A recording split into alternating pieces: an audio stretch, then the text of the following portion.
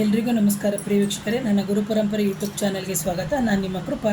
ಇವತ್ತು ಹೇಳ್ತಾ ಇರೋ ವಿಚಾರ ಏನು ಅಂತಂದರೆ, ಎಷ್ಟೋ ಜನ ನಮ್ಮ ಮನೆಯಲ್ಲಿ ನೆಗೆಟಿವ್ ಎನರ್ಜಿ ಇರುತ್ತೆ. ಅಂತಹ ಸಂದರ್ಭದಲ್ಲಿ ಪದೇ ಪದೇ ಗಲಾಟೆಗಳಾಗ್ತಿರುತ್ತೆ. ಅಂತಹ ಸಂದರ್ಭದಲ್ಲಿ ನೀವು ಮಾಡಬೇಕಾಗಿರುವಂಥ ಸರಳವಾದ ಪರಿಹಾರ, ಹೇಗೆ ಪಂಚಭೂತಗಳಿಂದ ದೇಹ ಆಗಿದೆ ಅದೇ ರೀತಿ ಪಂಚಭೂತಗಳು ಪ್ರಕೃತಿಯಲ್ಲೇ ಇರೋದರಿಂದ ನಾವೇನು ಮಾಡಬೇಕಾಗುತ್ತೆ ಅಂದರೆ, ಮೊದಲಿಗೆ ಬಂದು ಮನೆಯನ್ನು ಶುಚಿಗೊಳಿಸಬೇಕಾಗುತ್ತೆ.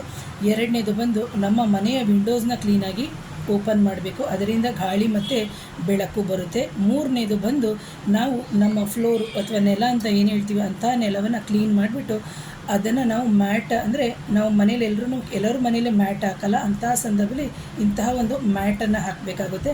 ಹಾಗೆ ಇನ್ನೊಂದು ಬಂದ್ಬಿಟ್ಟು ನಾಲ್ಕನೇದೇನು ಅಂತಂದರೆ, ನೀವು ನಿಮ್ಮ ಮನೆಗೆ ಧೂಪವನ್ನು ಹಾಕಬೇಕಾಗುತ್ತೆ. ನಾಲ್ಕನೇದು ಬಂದು ನೀರು, ಗಾಳಿ, ವಾಯು ಹೇಗೆ ಇದೆಯೋ ಅದೇ ಥರದಲ್ಲಿ ನಾವು ಬಂದು ನಮ್ಮ ಮನೆಗೆ ಒಂದು ಧೂಪ, ಅದು ಧೂಪ ಬಂದು ನೀವು ಹೊರಗಡೆನಾದರೂ ತೊಗೋಬೋದು, ಅಥವಾ ಇಂಥ ನೆಗೆಟಿವ್ ಎನರ್ಜಿಗೆ ಧೂಪ ಬೇಕು ಅಂತಂದರೆ ಆರ್ಡ್ರ್ ಮಾಡ್ಬೋದು. ನನ್ನ ಫೋನ್ ನಂಬರ್ ಇರುತ್ತೆ. ಅಂತಹ ಒಂದು ಧೂಪವನ್ನು ನೀವು ಮನೆಗೆ ಅಗ್ನಿತತ್ವ ಅದು ಬಂದು ಧೂಪವನ್ನು ಹಾಕಬೇಕು.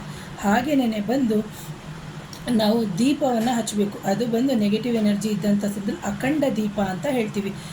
ಇಂತಹ ಒಂದು ಅಖಂಡ ದೀಪವನ್ನು ತುಪ್ಪದ ದೀಪ, ತಪ್ಪಿದರೆ ಎಳ್ಳೆಣ್ಣೆ ದೀಪ ಅಥವಾ ನಾವು ಬಂದು ಕೊಬ್ಬರಿ ಎಣ್ಣೆಯ ದೀಪದಲ್ಲಿ ಹಚ್ಚೋದ್ರಿಂದ ಏನಾಗುತ್ತೆ ಅಂದರೆ, ನಮ್ಮ ಮನೆಯಲ್ಲಿರುವಂತಹ ಹೌರ ಅಥವಾ ನಮ್ಮ ಮನೆಯ ನೆಗೆಟಿವ್ ಎನರ್ಜಿ ಕಮ್ಮಿಯಾಗಿ ನಮ್ಮ ಮನೆಯ ಹೌರ ಸ್ಟ್ರಾಂಗ್ ಆಗುತ್ತೆ ಅಂತ ಹೇಳ್ತೀನಿ. ಪ್ರೇಕ್ಷಕರೇ, ಯಾರಾದರೂ ನನ್ನ ಚಾನಲ್ನ ಮೊದಲನೇ ಬಾರಿಗೆ ನೋಡ್ತಿದ್ರೆ ದಯವಿಟ್ಟು ಚಾನಲ್ನ ಸಬ್ಸ್ಕ್ರೈಬ್ ಮಾಡಿ, ಲೈಕ್ ಮಾಡಿ, ಶೇರ್ ಮಾಡಿ, ಕಮೆಂಟ್ ಮಾಡಿ. Thank you.